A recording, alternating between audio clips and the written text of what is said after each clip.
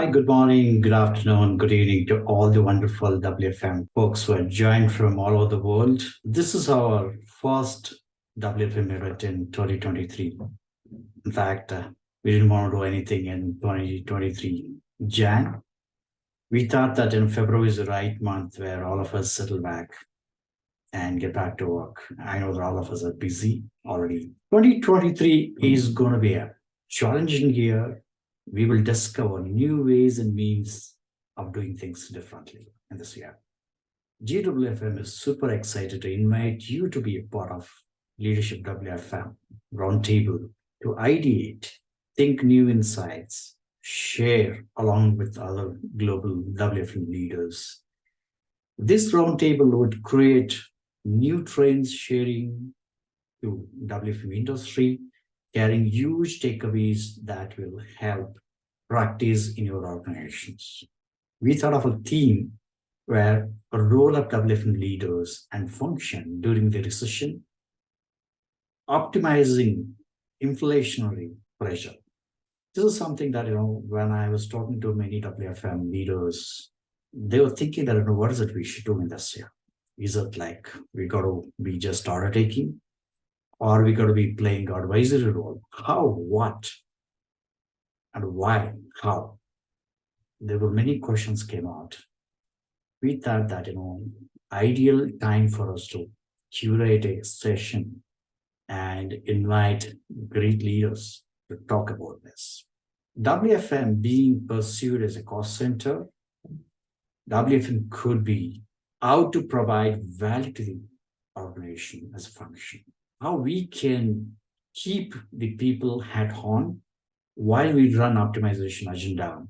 WFM today's means WFO, workforce optimization, and WEM, workforce engagement management in these days, right? In this event, we're going to talk about WFM trends for 2023, priorities of WFM for 2023, and industry organizations preparedness for future workplace and workforce. Trust me, this event is going to have a great takeaways, great learning, same time, great ideation for 2023 preparedness. Trust me, this will have a great engagement. We're going to come out of the book on this to showcase what is it we have discussed. Trust me, this is going to be sharing to hundreds of thousands of people around the world. Thank you so much for taking your time out to join into GWFM Leadership WFM Roundtable. We have galaxy of speakers who would share their ideas and insights today. Thank you so much for taking your time out. Let's kickstart. And we have distinguished speakers from various backgrounds and multiple countries that we have covered, and we're going to have great insights and takeaways from them. So before we could start, we have very big plans for 2023 from GWFM standpoint, and we have planned mega events. We're going to kickstart in Malaysia, then Manila, Singapore, and then we're going to be in South Africa, Middle East, in Dubai, and UK, of course, and Latin America this time. So far, we have planned mega events in all these countries. And any of the speakers or any of the audience would want to come into this place, or I don't know, if you're nearby, please watch out for GWFM events and please register.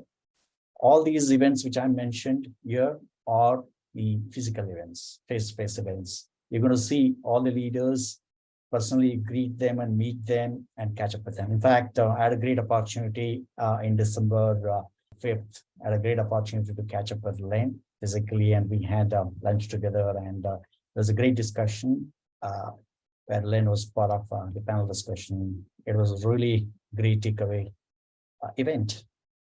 So we want to have similar events in all these places, and we want to reach out to all the possible WFM professionals on this planet. Moving on, maybe you know that GWFM has set up a biggest learning platform. I don't know how many of you know that we have more than 20 courses in WFM. And we have come out of the leadership program for the managers and also leadership program for the director and VP and global head level. So we call WFM leaders as growth leaders, driving the revenue in the organization. We have come out of with great insights. A lot of senior folks have been involved in curating the programs, and also they're going to be delivering.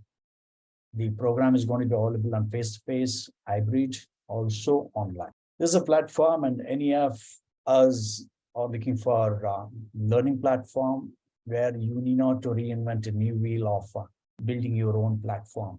All that you got to do is you can just use this. We can also open for white labeling.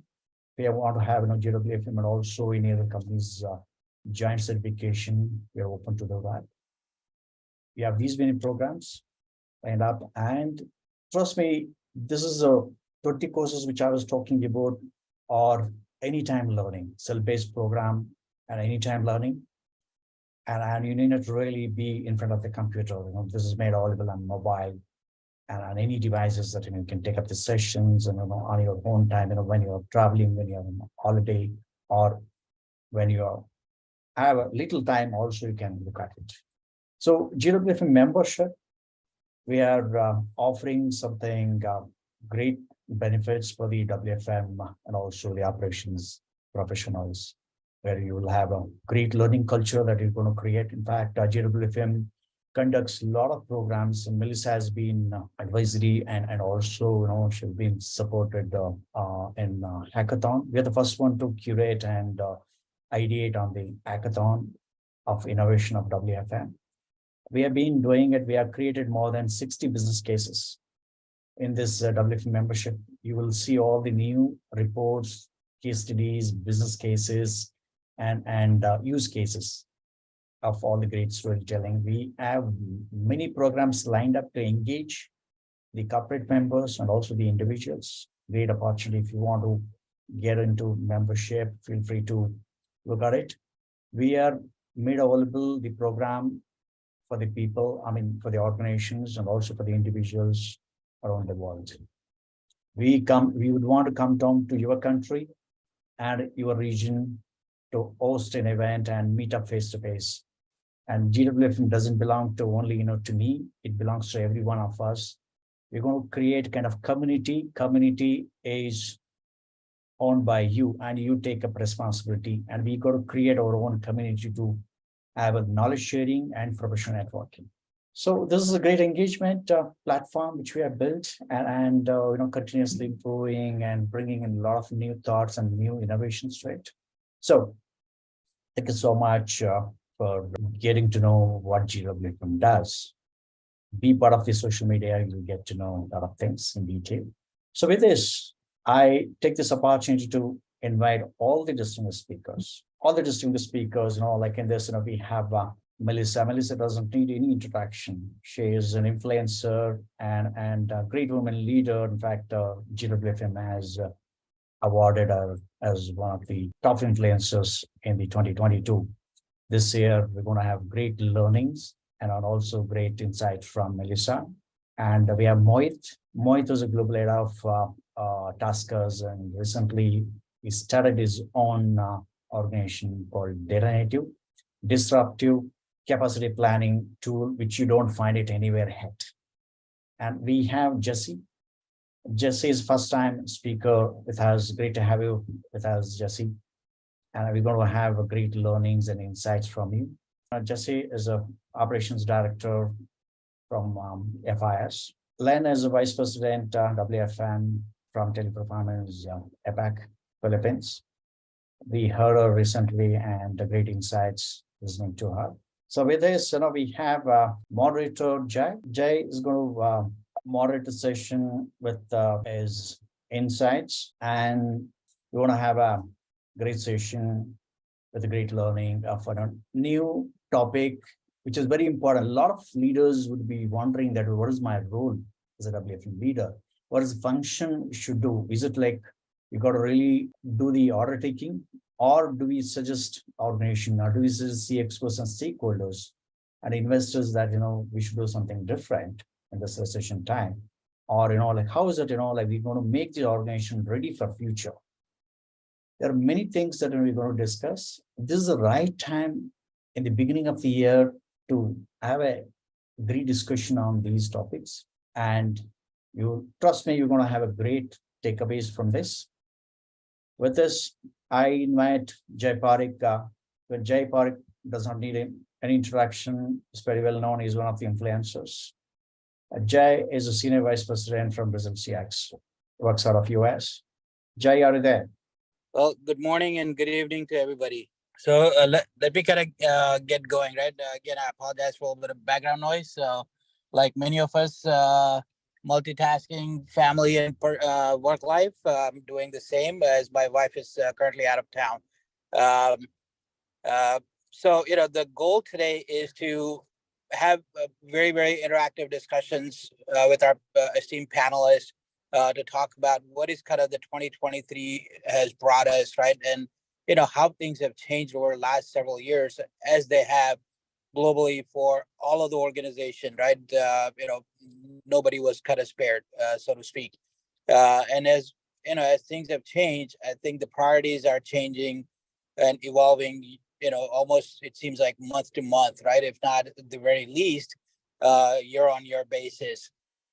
Your customer base is evolving with the economy having its own ups and downs, inflation, recession, all of these things kind of coming into play. The function that WFM practice drives within each of the organizations has become super critical, right? And it's become a high commodity as well.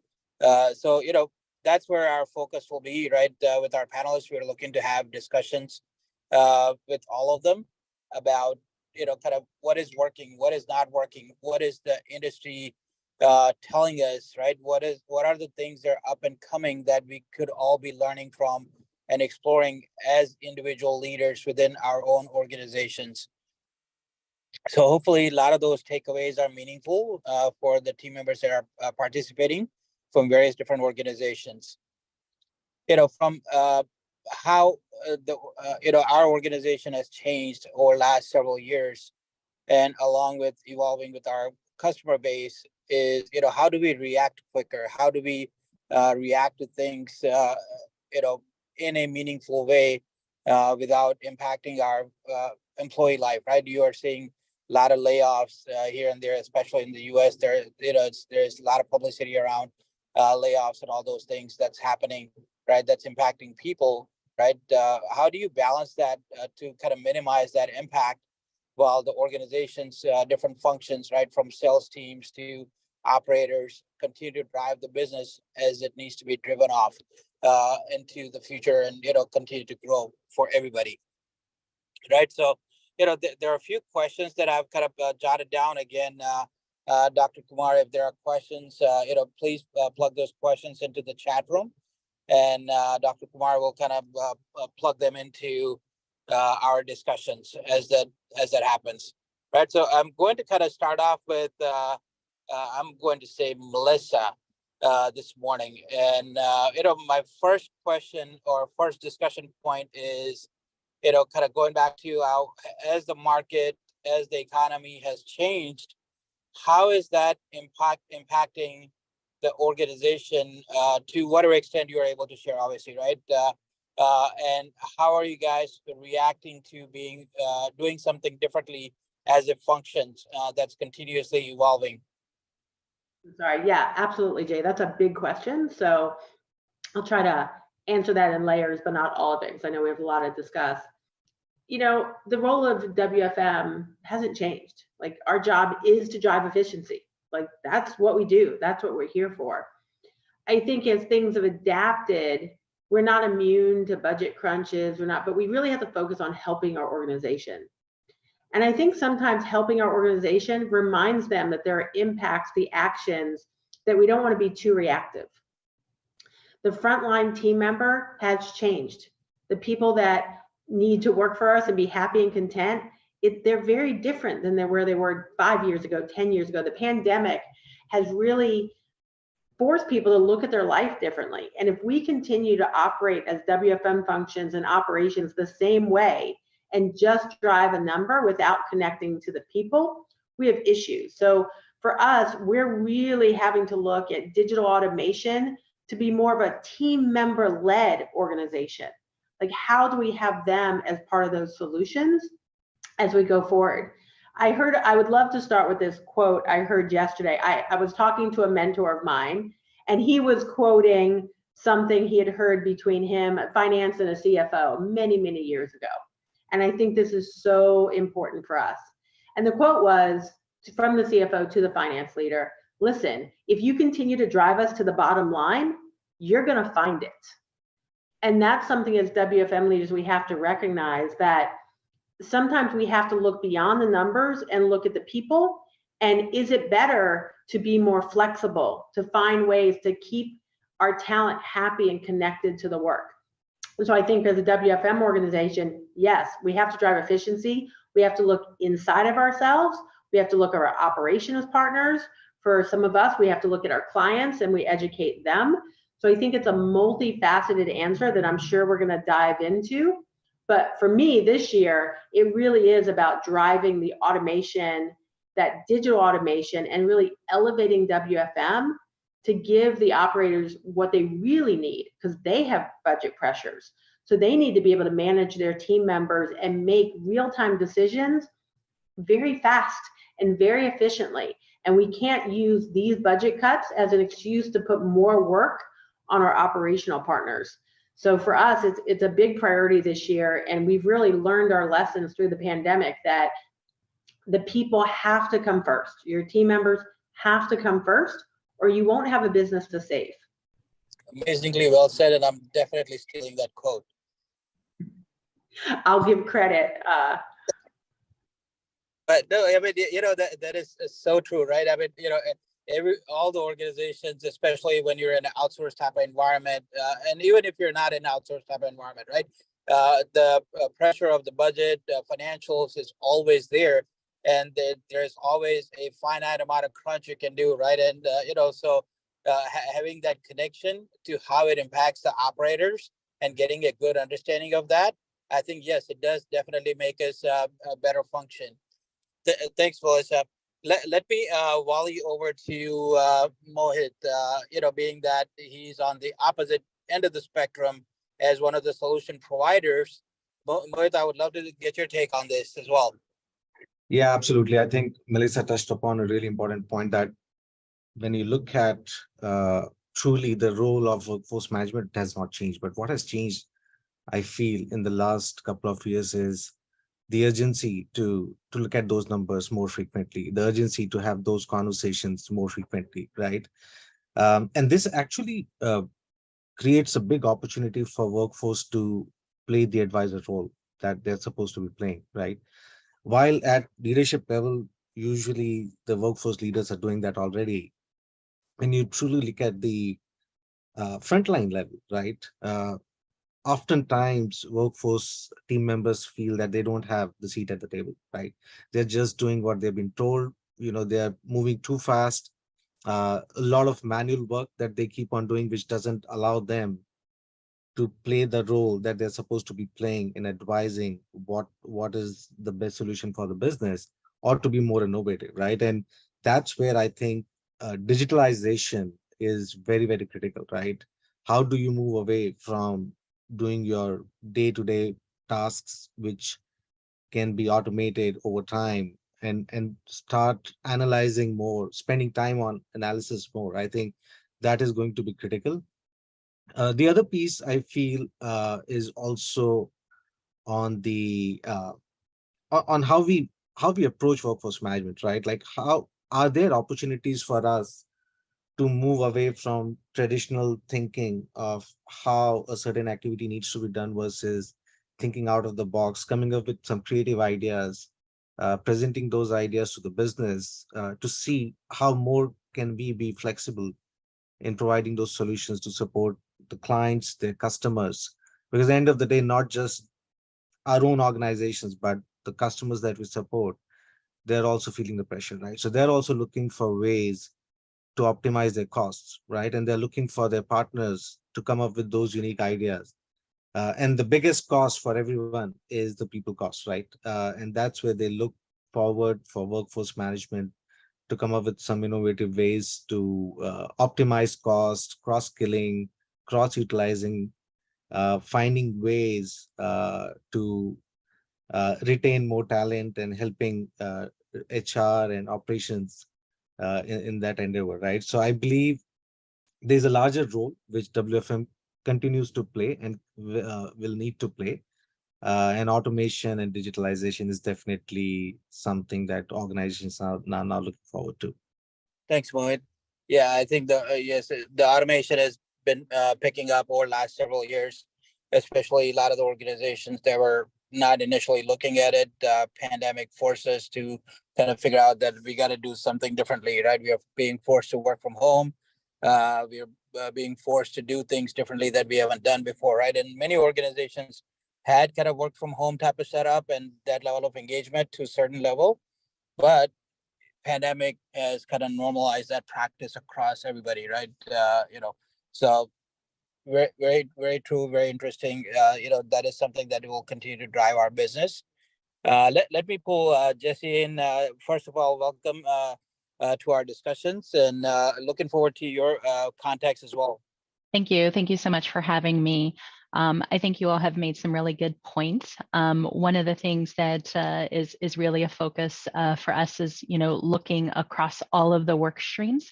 I think workforce management provides the insight across multiple. We talk about cross-functional, cross-skilling, but the matrix environment that we work in, we can bring different perspective.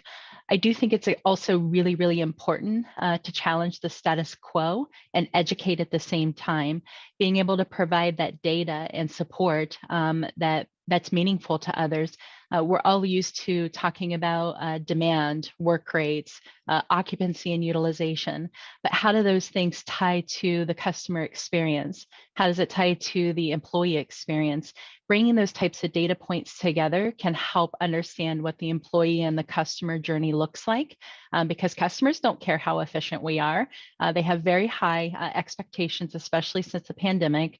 Our employees have high expectations. So I think it's been very important for us to bring data outside of just the normal KPIs, and how do they all tie to each other, so that we're making sure that we're well-rounded, that we're not just looking at the efficiencies. We understand how the efficiencies drive employee and our customer satisfaction is really important. I mentioned the education. I do spend a lot of my day educating the operations teams and others. It's probably one of my most favorite things to do, but you build those relationships, you educate and understand why things are important. Folks come along the journey and understand why you're recommending the things that you are, but I do think it's really important that you tie all of your data points together and understand what that journey is from the customer all the way down to the employee. Great feedback. And let me ask you a couple of questions, right? And this goes for all the panelists, right? Just as Jesse was talking about, it kind of triggered thought process, right? Has anybody done any kind of studies, to Jesse's point, right? We have to kind of focus both sides of the coin, right? And to our point, right? Our customers don't really care how efficient we are. They want the right level of service and right level of engagement every time they interact with us, right? So, has there been any studies or anything you guys have looked at of any of the esteemed panelists, right? That kind of says, you know what, while I drive for efficiency to do a certain level of occupancy, but that has a adverse effect that kind of triggers that, maybe 1 point drop in occupancy gets me this better NPS or this better attrition rate or something like that. Has anybody done any of those that can talk about that? Oh, fantastic. Yeah, I know, Jay, this is the education I think we've had to do with even some clients. A lot of clients went into fourth quarter wanting to be very, very, very lean. And it's really our job as WFM professionals to educate and say, if you do that, yes, that occupancy will go up. But the attrition that's going to come out of that occupancy is going to cause you to lose your customer base in January and February. And I think some of us are seeing that trend now. Obviously, attrition goes up in some markets in January, you know, after annual bonuses. It's normal to see higher attrition rates.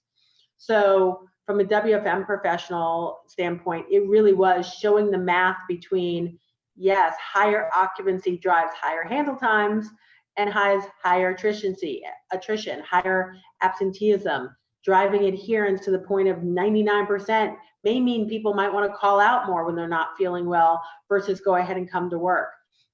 So I think, Jay, we've done that math and really showing the regression. And you don't want to talk about numbers, you want to talk about people, but sometimes when you're talking to someone who's driving a number, and I think we've all had a situation where an operating partner has called us and says, I need you to increase occupancy. I'm like, I've literally said, well, if you can find the occupancy button in my command center, I will certainly hit it. But that's that output, and that output has a lot of impacts. So I think it's very important to show those numbers side by side and not look at them independently. So great, we got great occupancy, but it's just air in the balloon. You're just impacting another number because people are not widgets. So that's one thing, like one of the things I do in our organizations, we do not call people FTEs. We do not call them headcounts. They have entire bodies. And it's just small changes like that that drive that thinking of, so what are you saying? You want someone to answer a call every second of the day, all day? Then okay, then let's talk about how that's going to impact your customer on the front end. Yeah, very good call out. And yes, definitely, right? And there is a cost to hire, there's cost to retain, cost to normalize, right? All that kind of comes into play of just when you're trying to drive efficiency beyond certain level. Again, kind of going back to your quote, right? If you keep driving to a bottom line and trying to improve a bottom line, you're gonna find it, and at times you may not like what you find there. Anybody else have a different perspective or any kind of feedback you want to share? Not that entirely a different perspective. It's just more of a different methodology. So one thing that we have done a lot is really employ your Lean Six Sigma methodologies in finding out what correlates this KPI. So just to jump off and to tie what Jesse has mentioned earlier, each KPIs would have relationship with each other. So this is where, at least for my experience, where putting your information or your data points in a scatter plot to determine where at what point will it have a strong correlation, and that's where is going to be your trigger point to even deeper dive into certain KPI. So say for example, is my occupancy related to my attrition? And if you plot that off in a again, visualize it, and then it becomes an easier conversation with your customer, because you're not just showing numbers, you're really illustrating that correlation in this Lean Six Sigma methodologies that have been proven to be at least applicable to what we do. So that's one methodology and one best practice that I'd like to share to the team, um, at least to our um, attendees right now. Look into how you can utilize these tools, because there's no industry standard, but these are best practices and they are very much applicable into our world, because we look at data, and we are gone are the days when you look at spreadsheets where you look at 65,000 rows in Excel. You want to be visualizing this so that it can help you tell a better story. So that's my inputs, Jay. And Jay, if I may add, right, not just the occupancy conversation, but a lot many times the questions are asked that how do we optimize day of the week factor, right? So can you do 4x10s, right? Or do 11x4 or something like that, right? So in the previous organization, we did similar studies on the impact of doing those kind of shift patterns, and truly we realized that giving 11 hours doesn't mean you're necessarily going to get the output, because beyond a certain point in time, everyone gets tired, right? They just cannot keep on going because it's not a factor of the week to say they can work so many hours in a week. When you think about that day, that moment, if someone is tired, they're not going to give their best. So those factors are also very important to keep in mind, that oftentimes when we look at these numbers, when we are looking at this on an Excel as numbers, but to Melissa's point, it's truly impacting someone individually, right? And how does that impact the end result or the support to the customers we are providing is really important. Fair call out, and great call out from you as well.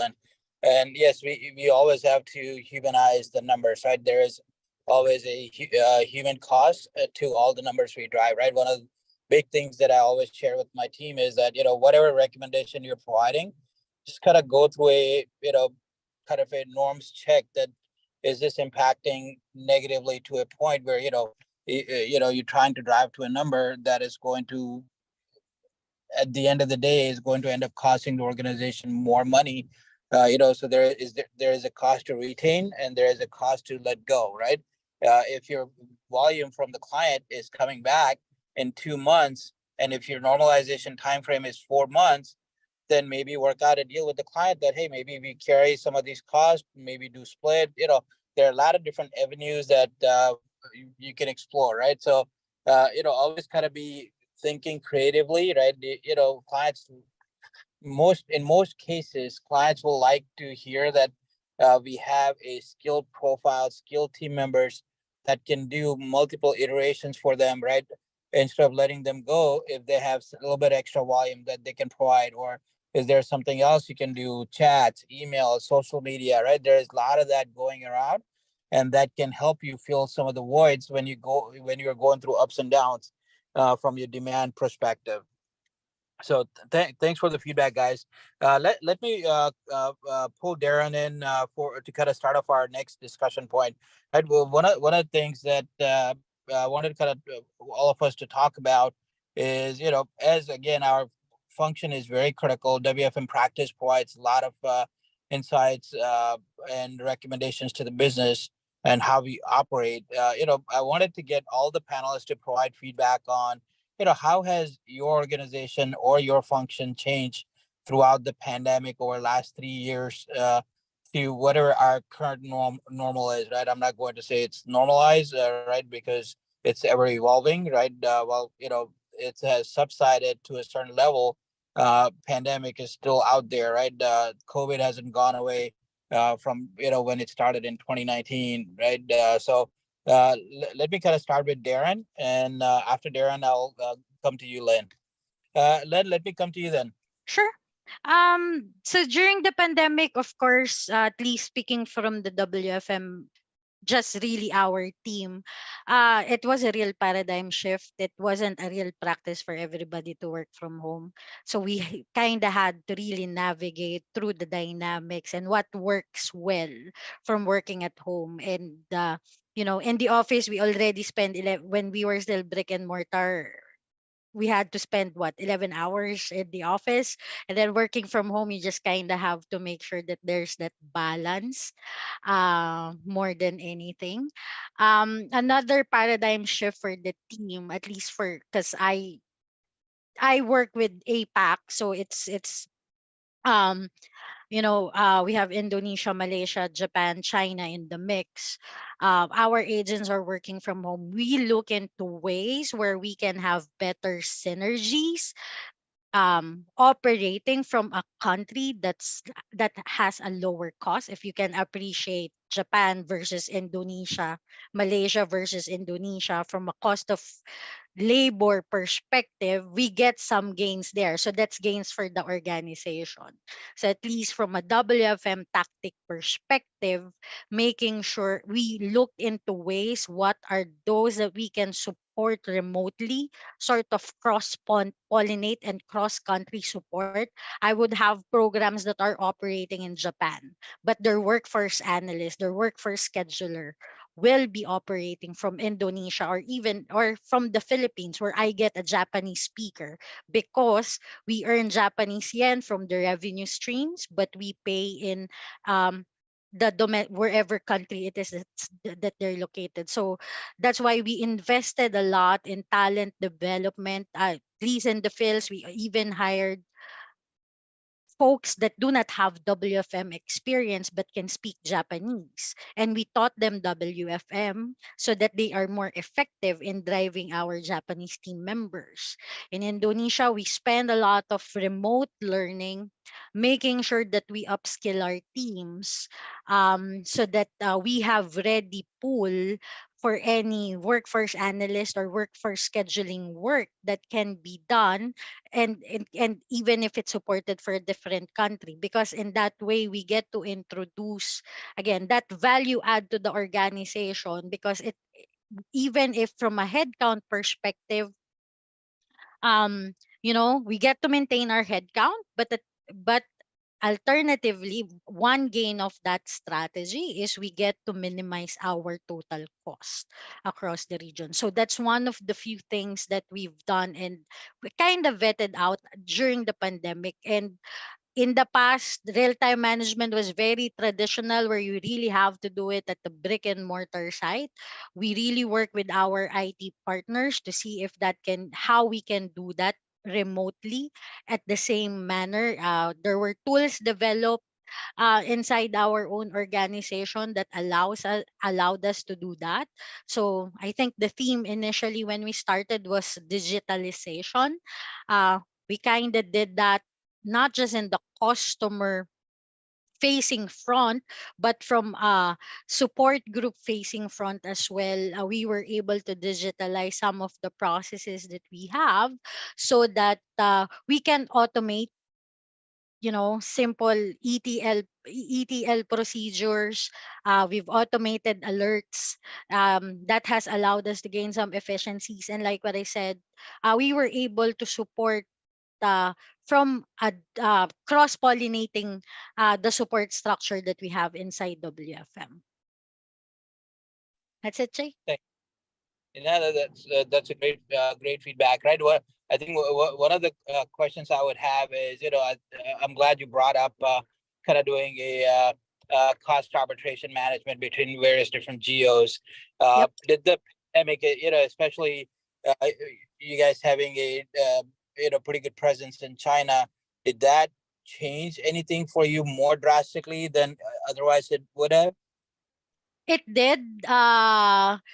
China is how you, we just really had to be very strategic about it, because there are some work that really has to stay within China. Language is still a restriction, but it's really identifying what is a work that is agnostic of the region, agnostic of the language, that can be done, and that's what we move out of that country. So we always have that, reporting can be done outside of China. It's all numbers.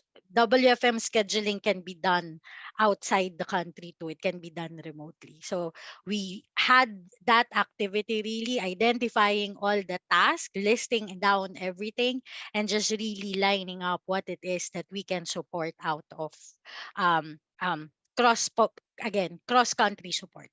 Awesome. Thank you so much for sharing your feedback. Sure.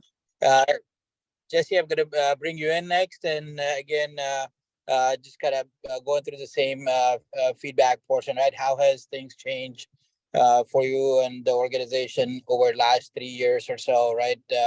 As things have evolved through various different norms. First, 3 weeks is now a trend. We as workforce professionals required 90-day trends, 180-day trends, seasonality. But when the pandemic came, we had to change our forecast methodology. And sometimes it wasn't a method anymore. And that took us out of our normal realm, right? Going in and saying, I only have a week's worth of data. Can I trust that? So we absolutely had to change the methodologies that we were using from a long range and a short range forecasting. Getting into scheduling, looking at the more flexible options. There weren't a lot of individuals that were open to doing split shifts or 9 by 5 by 4 type of situations, or just coming in on the fly, having somebody that would be willing to get on a wait list just in case we needed them if we let them off for a few hours. So it opened up for more creative scheduling. And then from a real-time perspective, Lynn, I think I have a lot to learn from that space. One of the things that I recently did that I just didn't think I had to was just ask how they were set up at home. What's your technology? How many monitors do you have? It was everybody rushed to, get home because of the pandemic. And then we started to become the norm. Didn't take a step back to say, do we even have the tools? If this is supposed to be our BAU, what should BAU look like? Some of us are still in a pandemic mode where everybody's just working from home. So I've had the opportunity to take a step back and actually look at the technology, the tools, and the things that we're using to make sure that we have everything we need to monitor what we need to on a day-to-day basis. And that to me was just the basics. Didn't realize I should have been doing that, but that was a really good exercise for myself and my team. Yes, very true, right? I remember right at the start of the pandemic, workforce, our team didn't really work from home. So we literally had to ship people home with their desktop that they would use from office and their 2 monitors. And then, come to figure out that, they've got a 4-foot desk that doesn't hold 3 monitors. What do you do, right? And those kind of things gotta figure out. So yeah, a great call out. And yes, that has definitely involved, how do we do basic laptop that can provide enough power to all the chaos we run in WFM, and how does that impact from a solution standpoint? So yeah, really, really good call out. Melissa, let me move to you next. I think during the pandemic, what became more important is bridges internationally, right? So to Lane's point, we had an international WFM team, and we already were running global command centers, and we had a lot of those bridges, but you almost had to become more regional for a moment. Like, no one understood the issues in Bulgaria as well as the WFM team in Bulgaria versus the team in China versus the team in the Philippines. The global command center concept, where you had 20 screens that everyone could look at, immediately went away when they all had to go home. So we had to really adapt. Yes, you could do workforce anywhere, but on the ground, they knew the day-to-day moves of that pandemic, whether people were coming in or going out, or would hybrid work there or not work there.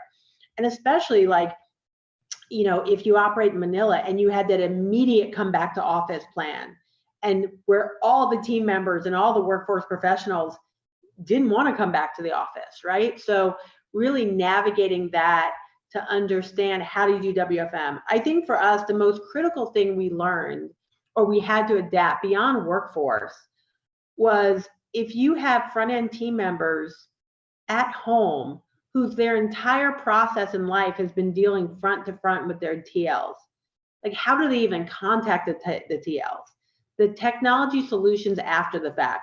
We all, like most of you, threw laptops through computers in boxes and got them to their houses with no plan of how to monitor their efficiency, how to communicate.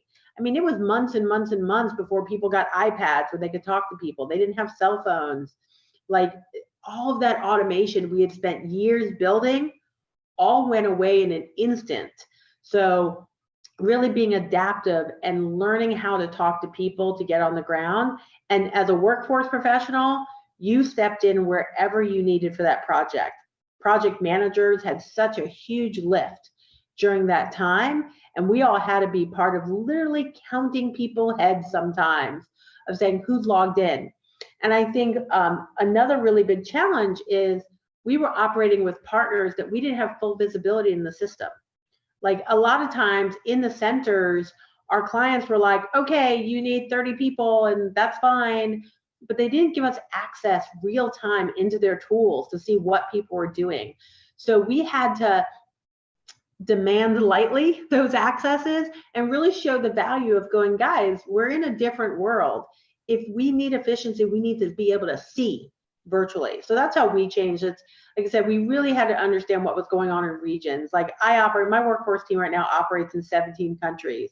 And that was 17 unique solutions during the pandemic that we had to build. Nope. Very, very true. It makes sense. Thanks for sharing that. Mohit, I know it's a little bit different for you since you were with Taskus, and now you're running your own chaos. So how does that? How has the pandemic changed for you and your team? So, I can still speak through the experience I had, because I was still with Taskers, right, when the pandemic hit. And I mean, just like everyone else, we had to go through the same routine, trying to figure out how do you do workforce management remotely, because everyone was working from office. We didn't even have a remote team back then.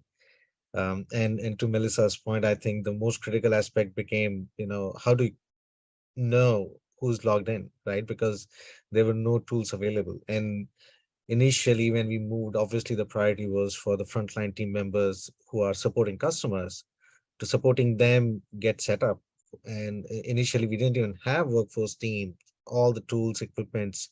So that was a challenging time. And what one thing I really loved about this whole change was some of the projects that we've been working on, or some of the projects where we really wanted to have conversations and get approvals to kickstart. They were fast tracked, right? Automation and digitalization suddenly became the key priority for everyone. So that helped to a great extent, because everyone realized the need for having that kind of a setup in place in case something like this happens again. So that definitely helped. The other big change that came was the thought process that there are certain functions. Pre-pandemic, we used to say certain functions cannot work remotely. That changed, right? I think everyone is open to the idea that yes, if you have the right tools and processes in place, anyone can be remote to a great extent, right? So that definitely is a big shift to the thought process that everyone had prior to the pandemic, is what I would say. Thanks, Moin. And so, to all of you guys, right? Again, I think follow-up question to this is, you are hearing a lot of stories, and a lot of organizations are starting to kind of come back on site. Is that impacting uh, your team, WFM practice, and WFM team members needing to come back on site, part-time, full-time, kind of go into a permanent hybrid solution? And how are you guys working some of that stuff? Whoever wants to take that. I'd say specifically for WFM, for my team, we still offer that hybrid solution where it's applicable. To your point, a lot has, majority has gone back to the site. So at least depending on what you do, like my real-time analyst, where they really have to be providing floor support wherever operations is, you have to be there. But for schedulers or planners that can do the work remotely, that hybrid solution still exists for them. At the same time, that's also our offering to our stakeholders, because we get to save seats. These are seats that they can convert to production revenue generating seats. So that's how we have it set up for now. So it's, in a nutshell, it's really hybrid working environment for those who can. But if your role requires you to be on site, accesses are locked in. We have more security implemented right now. Um, so the real time folks, they just really have to be on site.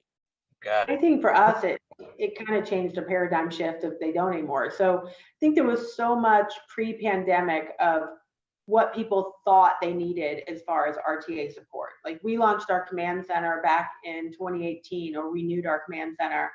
And there was a lot of people, no, I need my RTAs on the floor. I have to have them here.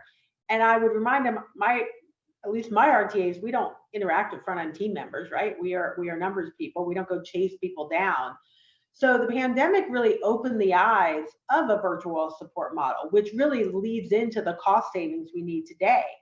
So it said, listen, if we were able to operate where you couldn't even see your team members, so maybe back on site, I mean, I think most people are happy to be back on site, at least a lot of the time, because it's been so long. but not really having to be on the floor with each individual operations anymore. Like pushing people to think about team member management different as what the pandemic has allowed us to do. And now that we've seen those different models, we can choose which works best for the organizations we support. Again, it's depending where they are in the world, because I agree, like in some regions, coming back is easy, and in some regions, they're working good virtually. So we have really tried to not say, hey, just because the pandemic is, now we're all back, like doesn't mean we have to go back to the way things were. Let's figure out what really worked and keep on doing it. I do think that consistency is key. I do see organizations that have a full hybrid model, and that consistency has created the technology being there. I've seen where some organizations are a little bit more lenient and say, we would like for you to come into work, but we're not going to make you. In those situations, I've actually seen the technology, folks show up and they don't even have a mouse. So I've seen the opposite happen to where the technology and the tools are disappearing on site because of the inconsistencies. You don't have the same desk every day. You kind of just show up. So I think it's really important for us to evaluate either we stick to it, have a hybrid model, make sure that everybody has the tools and technology that they need, because those that are a little bit more lenient on that hybrid model, we're missing out on a couple of things. So there is opportunity there. Yep, no, great call out. Yeah, I've had that. I was at one of the locations and I was like sitting at this desk today, and normally you would have a dock or something. Like, well, where's the dock? They took it home. Moved moved to virtual environment. So yeah, no, great call out. Hey, Dr. Kumar, are there any questions that's in the chat room or anything like that that we need to address? Yeah, there are questions there in the chat room. I think any of the panelists would like to take up. Could just read this. There's a Hamad from E and Global Middle East has sent something here. One of the important action we did is having a universal agents with more skill set and with more salary. Yet they have to accept any scheduling constraints like split shifts for the peak and moving days off to off-peak days. This is for 20% of each LOB. Anyone would like to have a perspective on this? Yeah, I'll provide a couple of feedback points, right? I think that's something even we have looked at.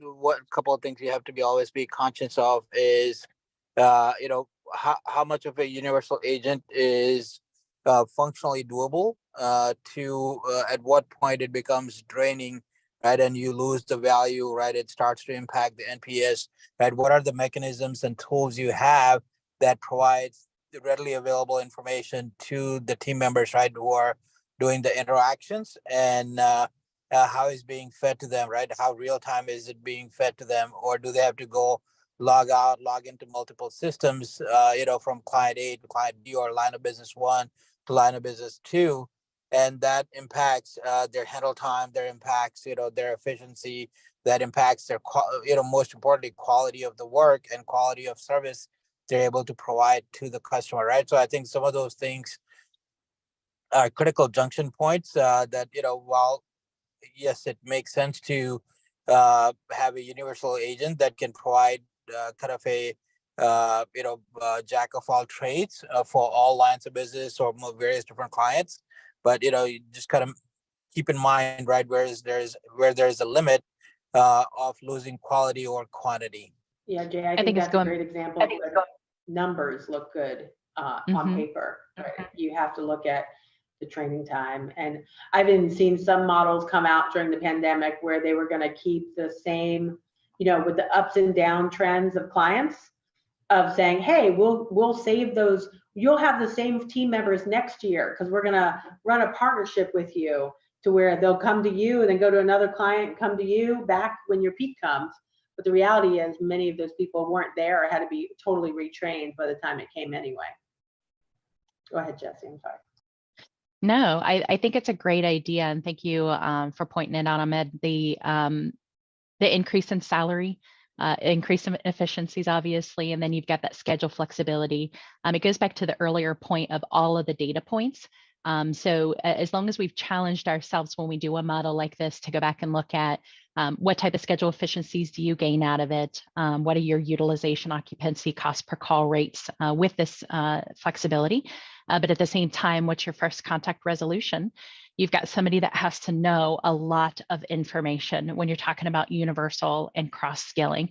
What is the quality? What was the training involved? So making sure going back to those data points and how they all tie to the employee and the customer experience again is key. And hopefully the model works if you have had the opportunity to take a look at some of those data points. Awesome. Shiva, any other questions? There's another question called, what are the priorities, top 5 to 10 priorities for WFM function and WFM leaders should do differently in 2023? Oh, that's a loaded question. Who wants to take that first? I'll take that one. We just finished ours on our team. So for us, our top 5 priorities this year is flexible scheduling. We all love to use the word Uber-esque, but that has to be a part of tomorrow's future. Our WFO tools are way behind. They really are. So we're going to have to really either push them to catch up with what we need from a technology or create our own, which is what we're doing. Digital automation, when it comes to team members doing flex schedules, changing, opting for PTO, putting the apps in their hand so they can control their destiny with what we have available. And then education, we put a big, in the last couple of years, we did have to train our own RTAs, right? There weren't enough out there, but we've enhanced our training, not only to RTAs, schedulers, and resource planners, but now really educating our organizations on what WFM. So actually creating WFM educations for beyond even internally, but externally to our clients. Linking the financials to the KPIs. Like how much does that second of handle time really cost you? How much does your throughput and training really cost you and your attrition? And then analytics to drive decisions. So we have a big investment in technology this year. And when I say technology, like we're talking about instead of us tracking down a team member, the bot sends a cute little message of, hey, we noticed you're an after call. Do you have a problem? So we have bots, we have RPA technology. So that investment for workforce is long overdue for, I think, many of us.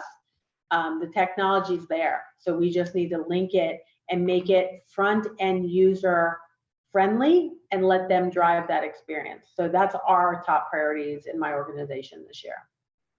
I want to add because I think it's the same. So it's the same thing that you have mentioned, Melissa. We want to look at flexibility. We want to continue our evolution to more digitized, automated solutions. Of course, KPIs, we have it tied, definite financial KPIs are really tied to WFM KPIs. One, I want to say, I just want to share, I think for WFM this year, it's really the embracing the agile way of thinking.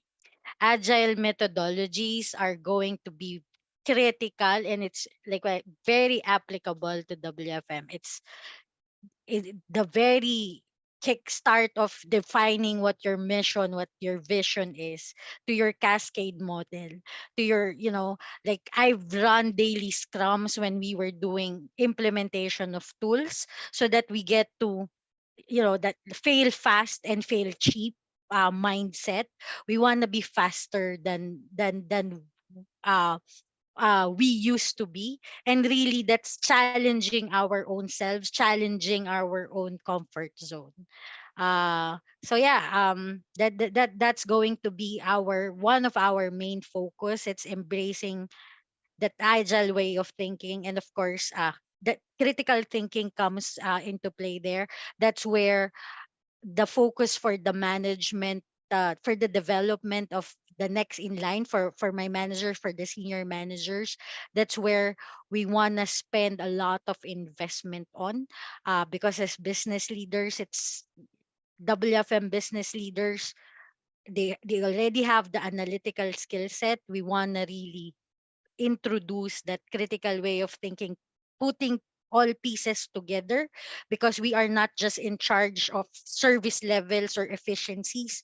We want to also be accountable for the overall value that we get to provide to our client organization. So yeah, that's my 2 cents for what's in store for us in 2023. That's probably the simplest thing for us is we're all like-minded. We've been in the industry for so many years. Our goals and priorities are pretty much similar.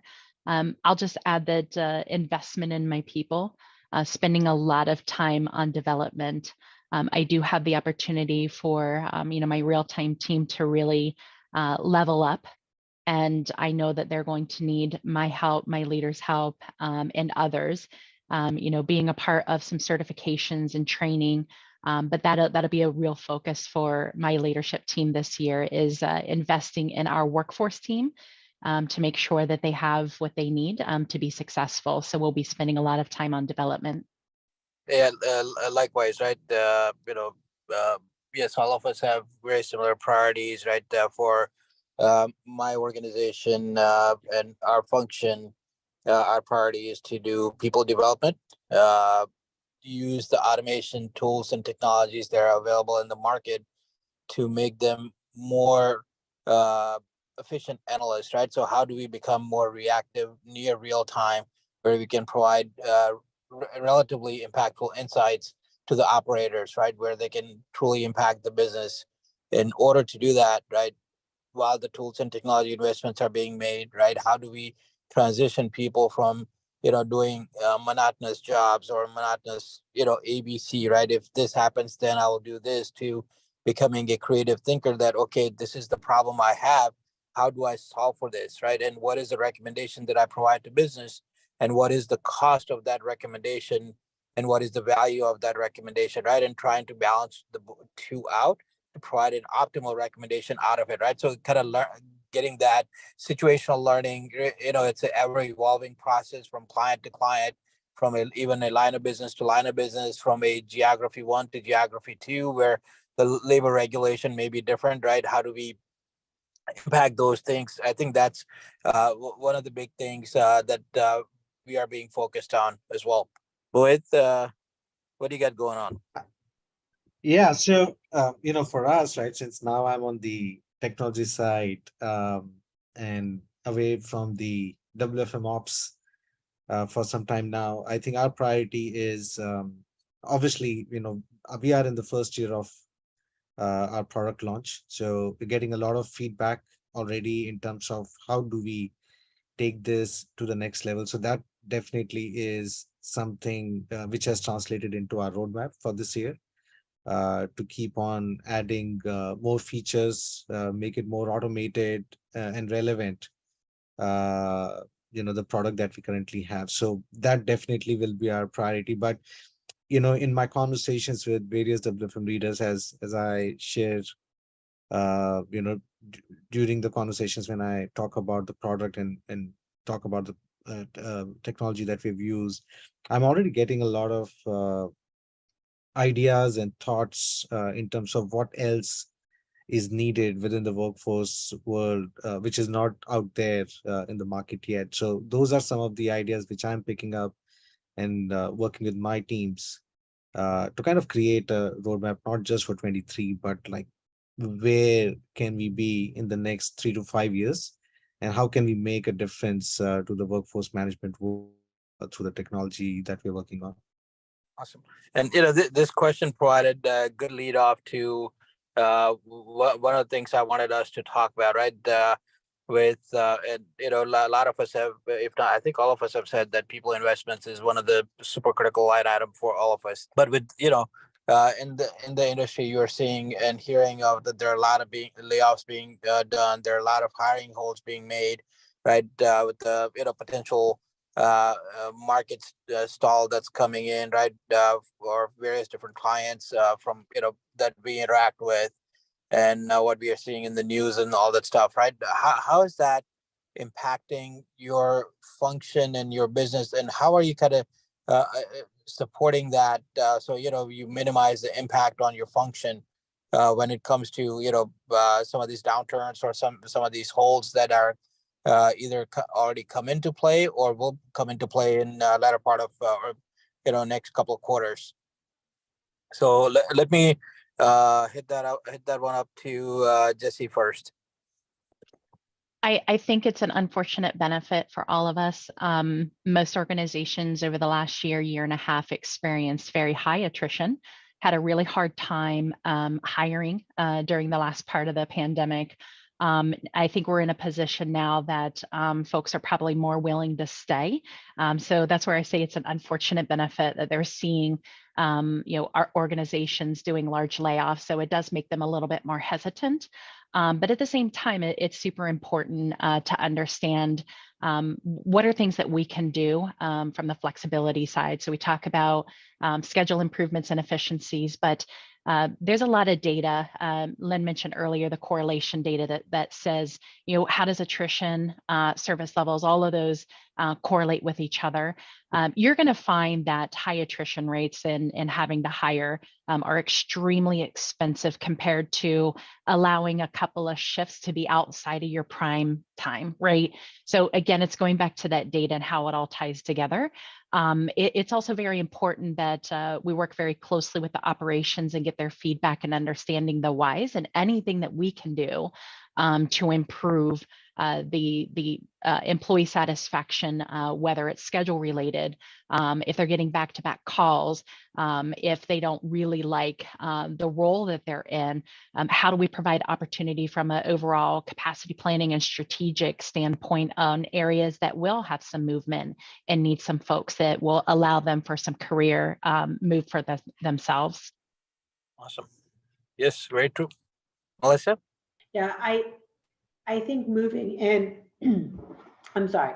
Yeah, I think moving in and out of this hiring freeze that we're looking at from a WFM perspective, it really is talking about that flexibility and that education, and really making this, I think, the career path of choice back to call centers, not just for WFM, but internally. So as all of these companies really lay off and the confidence in those jobs going away, contact centers not going away. So it's really, really going to a long-term career impact with your team members. I know for me, for my organization, the first thing I look at is tenure. And I think as leaders, if we are going to continue to seek people who go from organization to organization, we're going to continue to have that churn. So for us, we look to be a tenure builder in our organization. Let us show you that path. And this is not just for workforce management. This is also for the frontline team members. So even our recruiting, our training, bringing that to the front line and partnering with other support organizations. We all have to link together within the organization to create companies again that people want to stay in, because those impacts are long going. And I think we saw a lot of that. But even thinking that this new team member that's coming out for this next generation of worker wants a 40-hour work week. Some of them don't. They really want just kind of a job that sustains at a different level that we do. And we have to speak to those next generation. Even gamifications is out the door. Like this next generation of workforce, they've been advertised to since they were 2 years old with iPads in their hands. So it's very important that what we do speaks to that generation and gets that long-term tenure, that they want to be part of our organizations to build a team, not to show up to work every day. So true, right? I think as the millennials are coming into play, the Gen X people are, as they're going to continue to mature, right? The Gen Zs, they're coming in, right? All that mix of different generations there in a work environment right now is creating a dynamic impact point for all of us, which is very, very unique and very, it provides a good learning as well, right? As to how, from a generation to geography, how that evolves and will continue to evolve for the next several years. Yeah, and I think that I personally, on a personal, I'm blessed to have a 22-year-old son and a 30-year-old son. And I'm telling you guys, like, generationally, it's an entire different thought process. So I think as workforce professionals, if we don't understand that, just going to be frustrated at the results that we partner with operations to get. Yep, absolutely. And Melissa, let me ask you this as a kind of a follow up, right? Yeah, as we are seeing some of these generational changes, right? Like, and you mentioned that gamification is almost out the door, right? Because what is the value that you are getting out of it, right? What is the value the team member is getting out of it, right? So, and a lot of that paradigm has, while some of that was kind of a new age thing for a minute, that kind of has shifted very, very drastically and very, very dramatically quickly that you would normally see, right? So as you see, a lot of these different generations kind of working, intermingling with each other in your ecosystem, what are some of the things that would be meaningful, right? From working with operators, working with the TA groups, working with HR. What are some of the things that us as a WFM practice people can do to help evolve that engagement point for the organization? I think it's really getting down to those. When you get to those focus groups, realize that every focus group is an answer for that one person speaking. That your solutions has to be as dynamic as now our 3-generation workforce. And I'm sure everyone in WFM careers before us has faced that pivotal moment of that 3-generation workforce. Well, we're in it now. So I think we do have to say, hey, maybe millennials are motivated by this, but we also have to understand the flexibility and desires of the next organization. So really ask. And I think change management, even the old way of thinking of how you do change management has changed. When you're rolling out, like say for me, a bot that reminds team members that we need them engaged, even how we do that is critical because we're talking to 3 different unique generations. And within those generations, there's 10 different personality types now.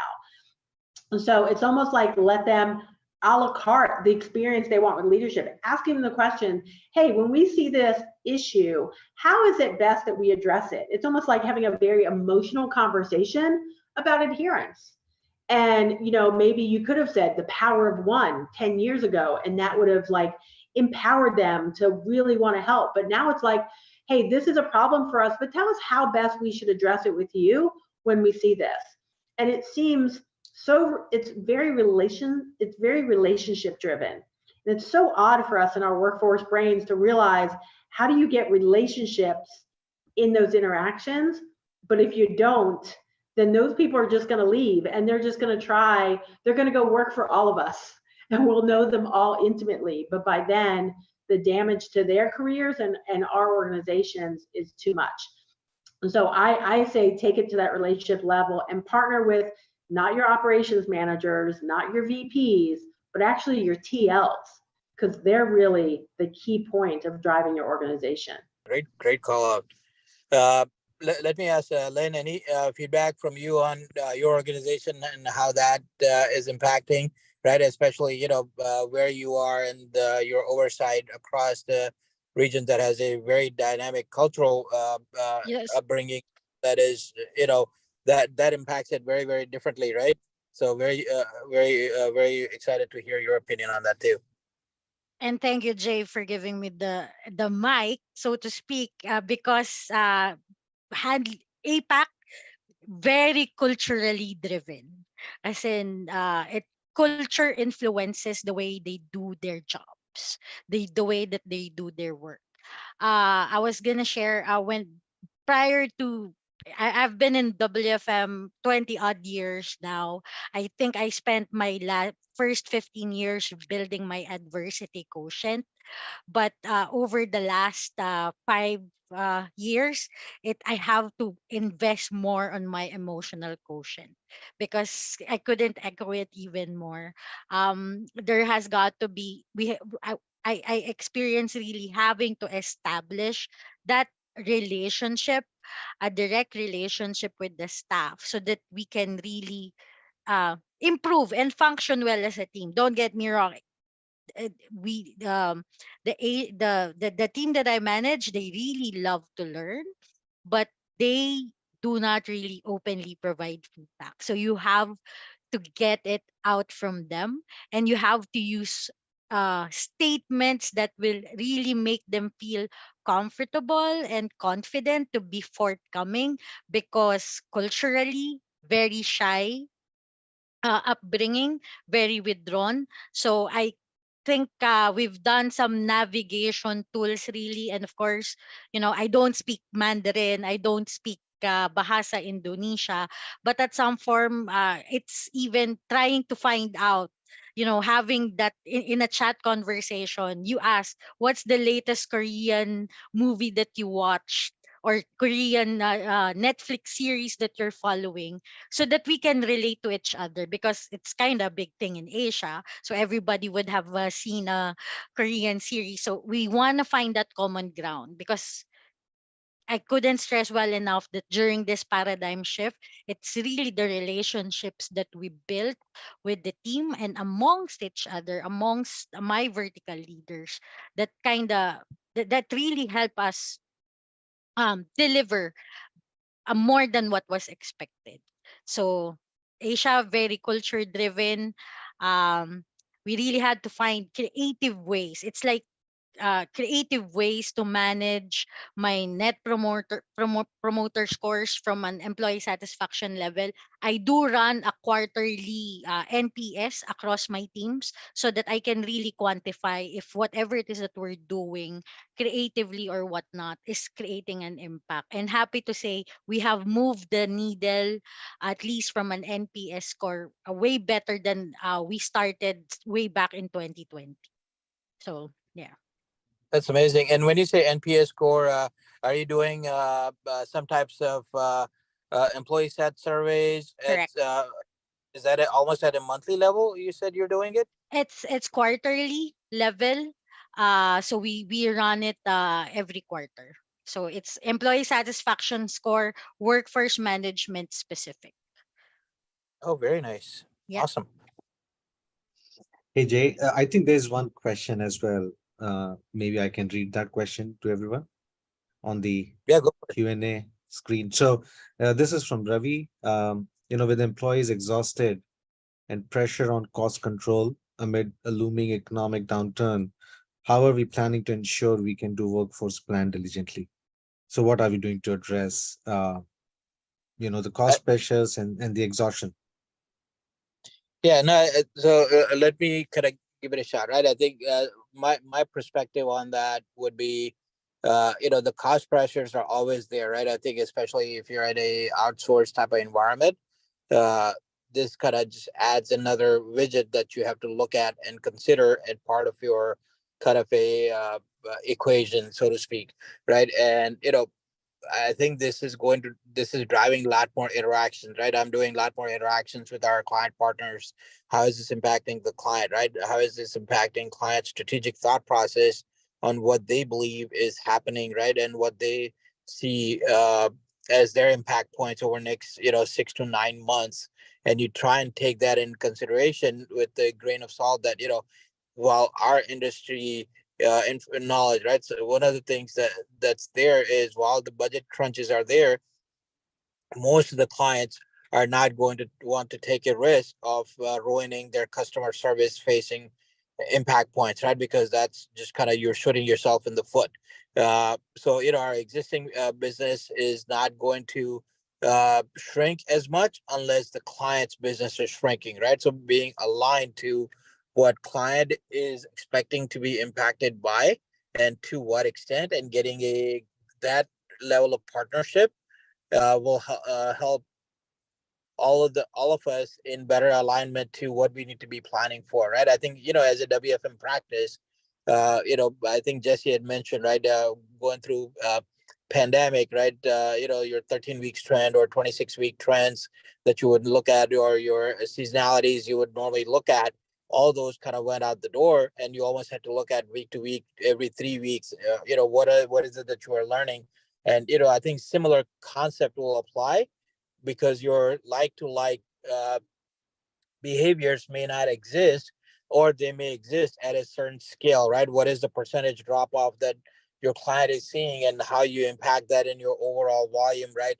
with, if the client has just one partner, have a captive side, right? They also have to, you have to think that they will have to consider that, do I let go of my people or do I reduce the volume for a provider, right? A lot of those discussion points come in again as a form of conversation that the more conversation you have, the more intelligence you will gain, and the more intelligence you will gain will allow you to make more educated decisions.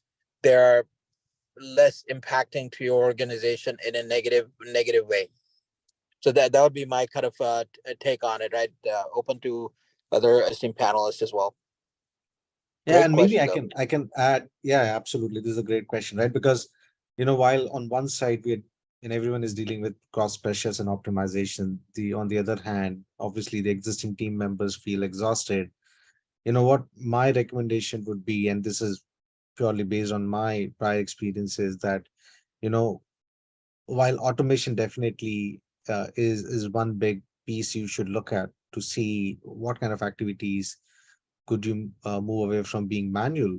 The other piece I would also recommend is to look at what kind of work we are doing today, right? Because what I've seen in the past is, because of the pandemic, we kind of added a lot of ad hoc activities because we needed to create various reports, data sets. They may not be relevant anymore. Maybe one of the leaders asked you to create some kind of a dashboard because that was the need back then.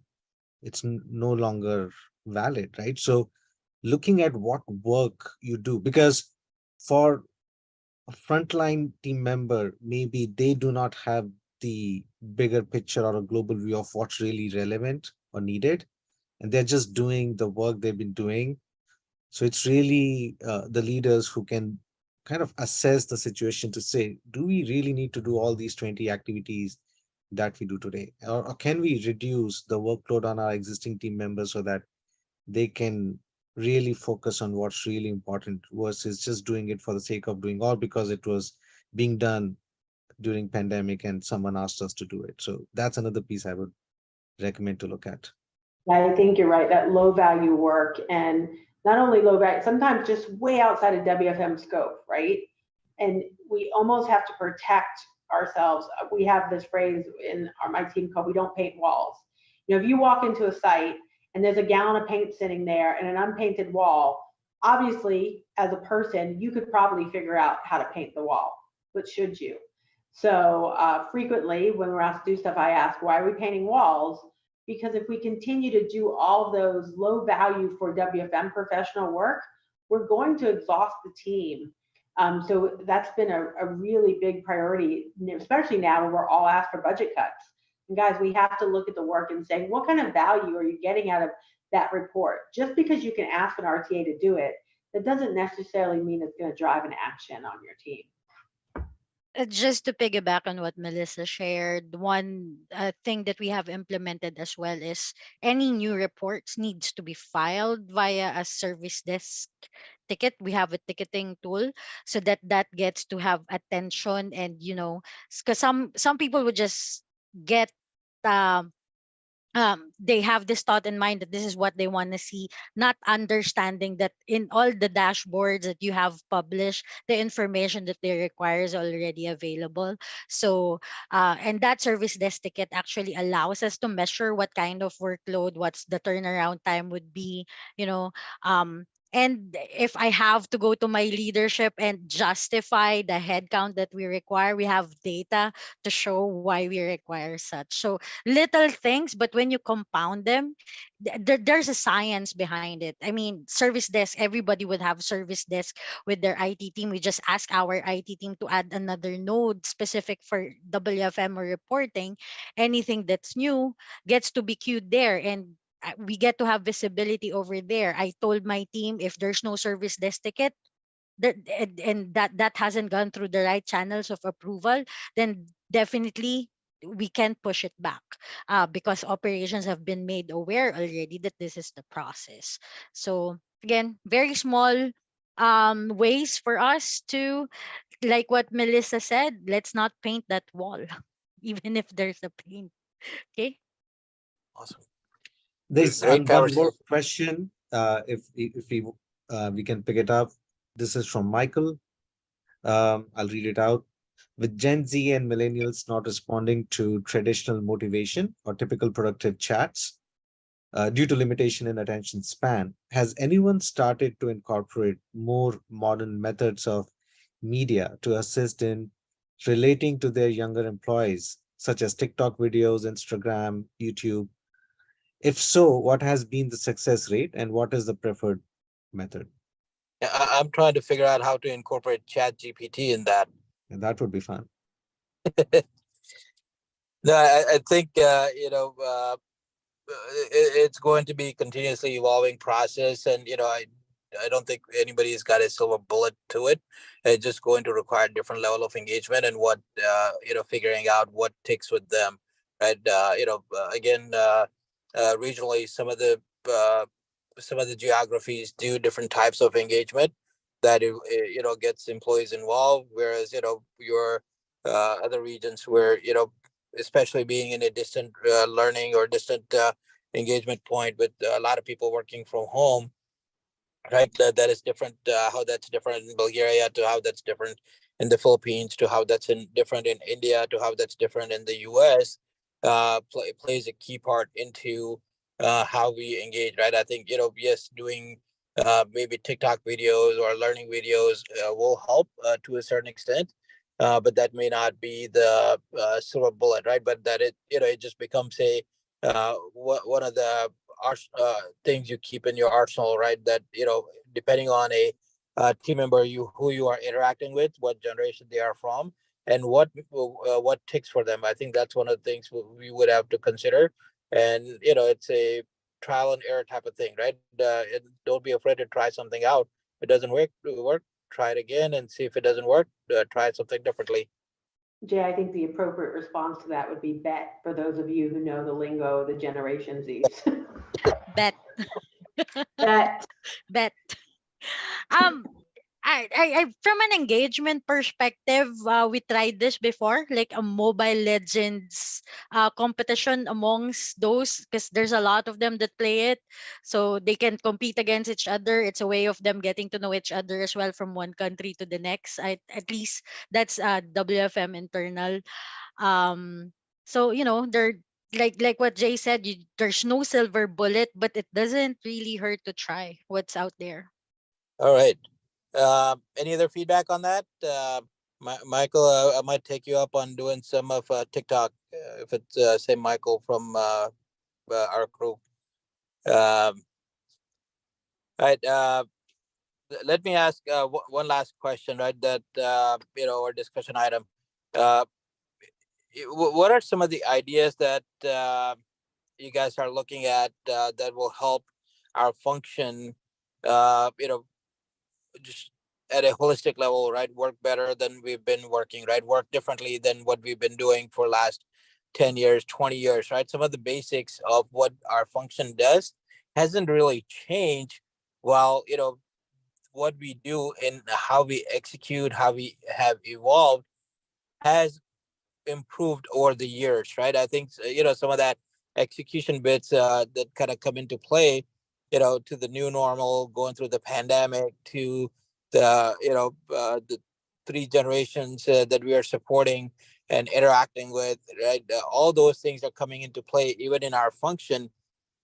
How are you guys driving that level of engagement, right? Whereas going back 50 years, people was very loyalty driven structure, right? A lot of the lot of family members from me growing up, from my dad to my grandparents, I'd seen them be very loyal to a company, and almost that would be their only job after graduating from university, and they would retire from there, right? And a lot of those things are not as much of a norm anymore, and it becomes slightly a bit more, I don't want to call it transactional, but because I can't think of something different right now, it is becoming more transactional activity between the employee and the organization.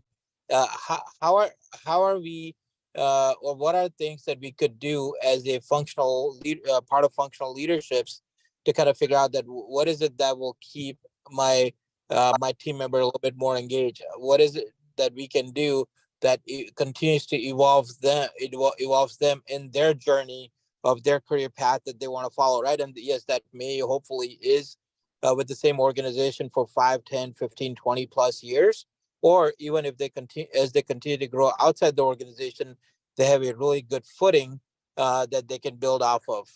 I could take that one, Jay. I think you kind of said it, career pathing, but career pathing differently than we've ever thought about it. I mean, RTA, schedule, planners, that's fine. But sometimes you have a talent and you have to give them the freedom to create the job that talent, that nurtures that talent.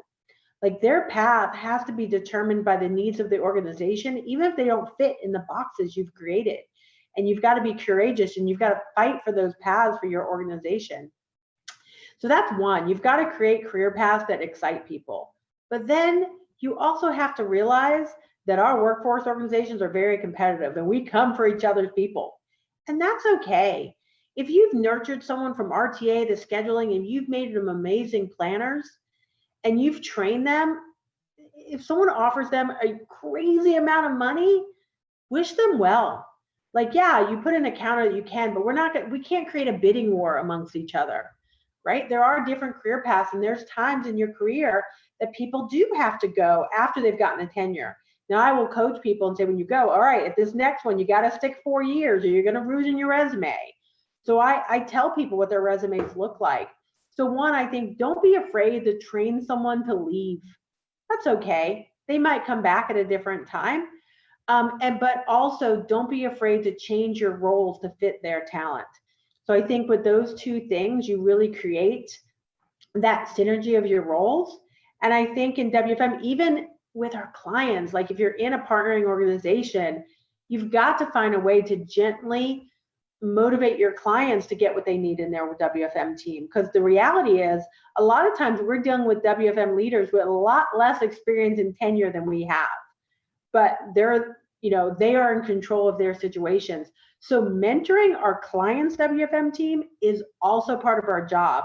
I put as much training and effort on their team as my own. So I think those three things kind of create the longevity that is expected, but also being okay to let people go and create their own paths. And I always tell people when they leave my organization, I'm always a tool in their tool chest. Like I hope to reconnect. It's a small workforce world. We're all going to work with each other for many, many years, regardless of where we go. Absolutely, dead on. I completely agree with Melissa. I think, and I've had the opportunity with similar situations where years before someone left my organization, we still stayed connected. They ended up working with me again, right? So, end of the day, if they feel that understanding enough, that you're supportive enough of their decisions, they would not shy away from working with you again, right? And it's a small world, as Melissa you mentioned, right? Like you do not have the infinite number of leaders or professionals from a workforce standpoint anyways, right? So you are anyways going to get into that cycle sooner or later. So I totally agree. I'll just circle back to a couple of Melissa's points. One of the things that I'm looking at is the actual job profiles themselves, and taking that opportunity to institute some additional levels. So we talk about, an analyst level 1, 2, 3. But to your point is not necessarily having a cookie cutter job profile or next level. It's looking at the folks that are already showing some of those skill sets and giving them the opportunity to develop what that role looks like. And those become your future roles. So I really liked what you mentioned there, Melissa, because it's been very heavy focus for us to look at those job profiles and make them into what folks are already doing and expanding their responsibilities. There are a lot of people out there that are really good at data and insights in the workforce management, and they may not be part of an MI organization or reporting organization. So how do you tap into that? Because that's one thing that's usually lacking for workforces, those reporting and data and insights, if we don't have that support from an MI organization, which is usually lower on the priority list because they're focused on operation reporting, right? So I think it's extremely important. So I think as long as we look at the opportunity for our job profiles and not necessarily make them cookie cutter, take that opportunity. The other piece that you mentioned is around those relationships and understanding that it's okay for you to move on.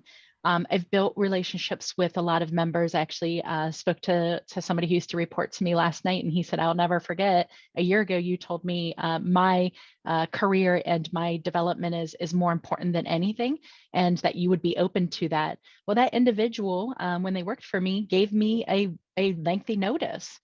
And what's one thing that we need as workforce planners? We want to be able to plan events. So I would like to know if I build that relationship, I create that transparency where my team is comfortable telling me in advance that they're exploring other opportunities.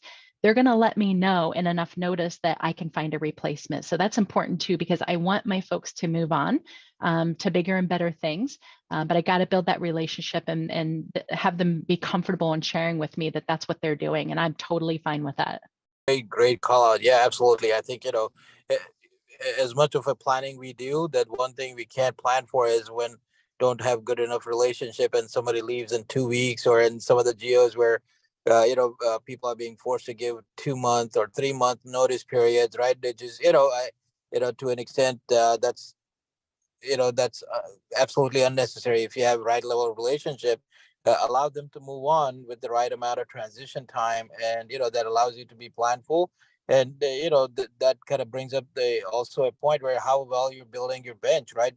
Allow yourselves to keep developing team members, future leaders, so that you almost want them to move on, right? Hopefully enough growth is there within your organization, but if it's not, right, your top players, there's no reason that you'll be able to sustain them, right? I think there is a saying, right, if you put a shark in a 1 foot by 1 foot square, the shark is going to grow 1 foot, right? It requires a ocean for it to realize that it can go to 12, 14, 15 feet. So allow them to explore, allow them to grow, allow them to develop, and just best thing we can do for our organizations is to be planful and develop the talent.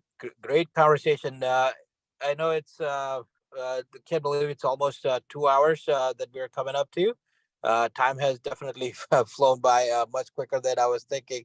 When Shiva said this is a 2 hour event, I was like, we have normally done a 1 hour event. How are we going to do, and what are we going to do for 2 hours? But the time has definitely passed very well for me, and very meaningful conversation, very interactive conversation.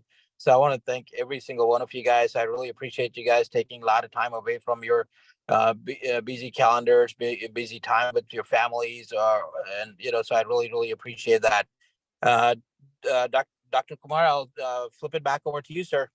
Yeah, thanks, Jay, for taking your time out besides a busy schedule. I really appreciate your insights and the question that were very relevant. And I thank and acknowledge all the panelists, Jesse, Melissa, Len, Mohit, for taking your time out in your morning times and sharing your insights and thoughts. Have been really informative and created kind of huge takeaways in this.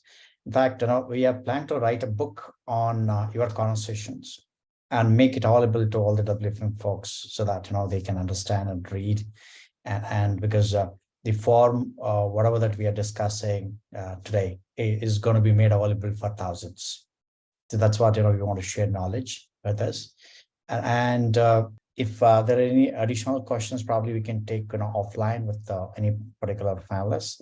Before we wind up, and I want to just invite all of you to just to show that next month we're going to have this is going to be edition 3 of Women Leadership Roundtable. In fact, last time we had a great opportunity to listen to Melissa. Melissa moderated America's Women Leaders Roundtable, and we had ANZ APAC in the beginning of the time zone, and then the EMEA, and then we had like NA and Latin got together for one panel discussion.